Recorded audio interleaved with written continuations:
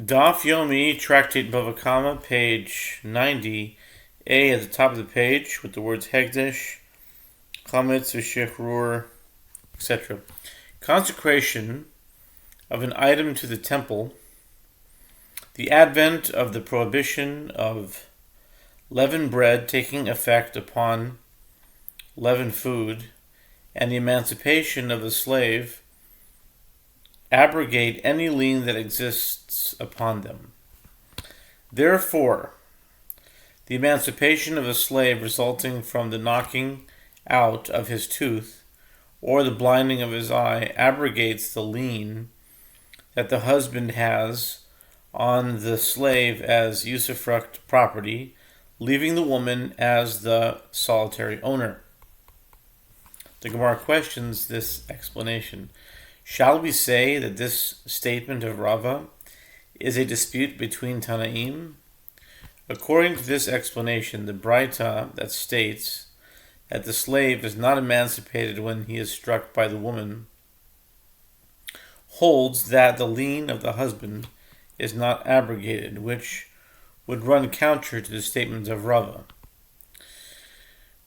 The Gemara responds, no, it is the case that everyone agrees with the statement of Rava that a lien is abrogated. And here, the reason why the Braita holds that the husband's lien on the slave is not abrogated is that the sages strengthen the lien of a husband on his wife's property, and it is only this type of lien that is not abrogated by emancipation.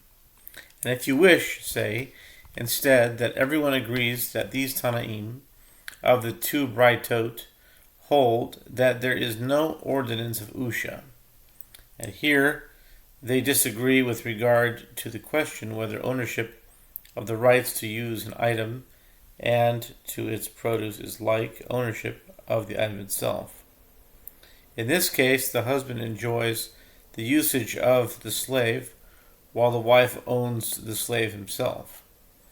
The Braita that rules that the slave is not emancipated when struck by the woman holds that the husband is also considered to be an owner, and the Braita rule that rules that the slave is emancipated when struck by the woman holds that the husband is not considered to be an owner.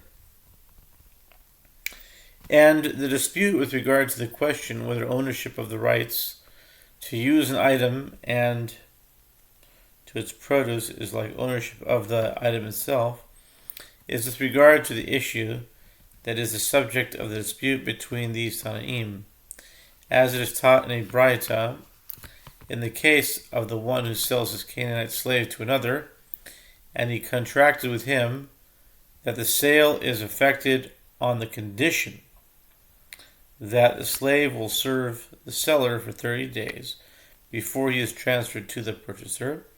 The outcome of this sale is that during those 30 days, the original master enjoys the usage of the slave, and the purchaser is the owner of the slave.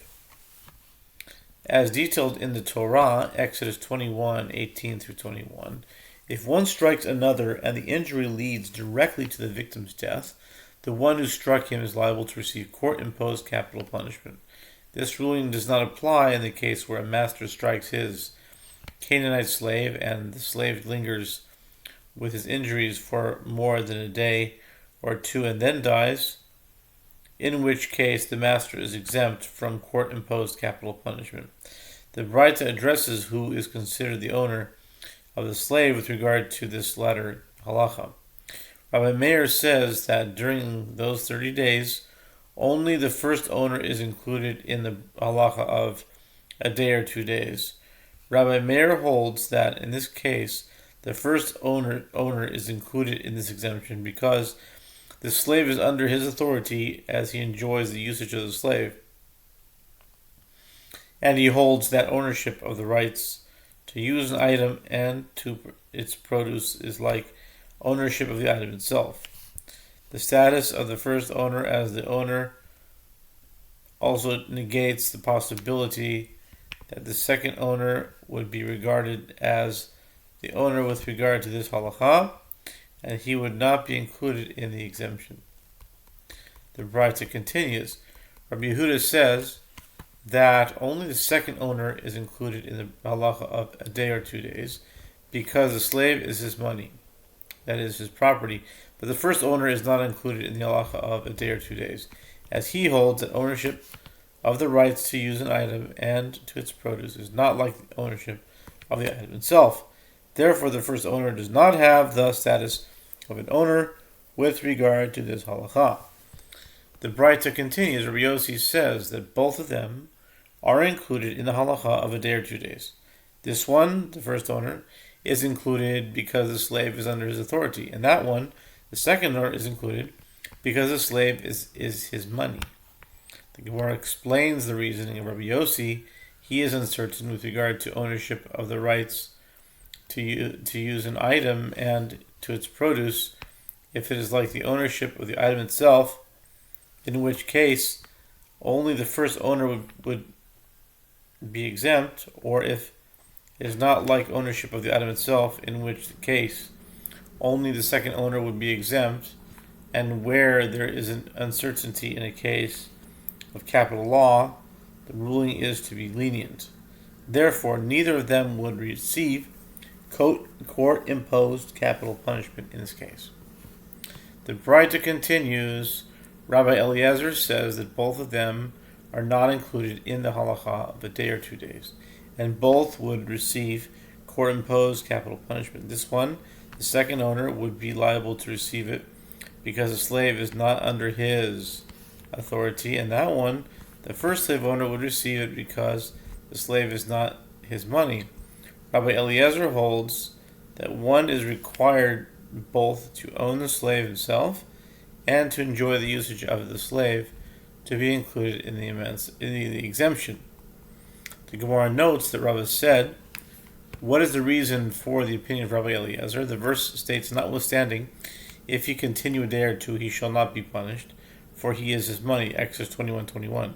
Rabbi Eliezer understands this to be referring to a slave that is his money alone, a slave that is unique to him, and therefore this exemption does not apply to one who does not have total ownership of the slave.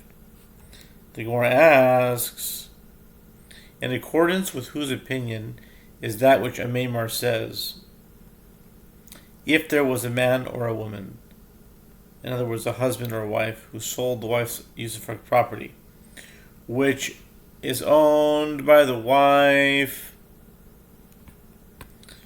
but used by the husband, did they not accomplish anything as the sale does not take effect? In accordance with whose opinion is this his statement? It is in accordance with the opinion of Rabbi Eliezer, who holds that one is considered to be an owner only if he both owns the item itself and enjoys the usage of that item. The Gemara asks, who is the Tana who taught that which the sages taught? One who is a half slave, half free man, and similarly a slave belonging to two partners, are not emancipated when injured by one of their owners in one of their extremities that do not regenerate. In other words, the 24 extremities whose injury by an owner emancipates the slave. Rav Mordechai said to Rav Ashi, this is what the sages say in the name of Rava. It is in accordance with the opinion of Rabbi Eliezer.